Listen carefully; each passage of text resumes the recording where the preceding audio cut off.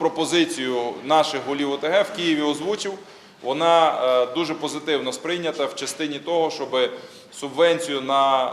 державну субвенцію на ремонт і обслуговування місцевих доріг роздати головам ОТГ, і щоб ви самі нею управляли і самі здійснювали ремонт місцевих доріг. Тобто зараз треба зробити такий правильний розподіл, які дороги вам передати в обслуговування, як вам віддати правильні компанії, там не аферистичні, щоб ви потім за ними не бігали, не шукали, кому там гроші заплатили і потім не зрозуміло, що з ним робити. І плюс там технології, якими можна робити дороги. Десь гравійні, десь бетонні, десь асфальтобетонні. Ну, тобто там теж треба зразу вам дати модель.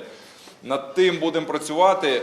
Ми будемо пілотною областю, яка випробує це в пілотному режимі вже в наступному році. І далі, якщо це успішно працює, а я на 100% переконаний і впевнений, що це буде успішно працювати і дуже ефективно працювати, тоді це буде помножено вже на всі решта областей в Україні. Це забере, скажімо, там, корупційну складову верхньорівневу, коли невідомо хто, невідомо де ділить кошти на дороги і потім невідома якість тих доріг.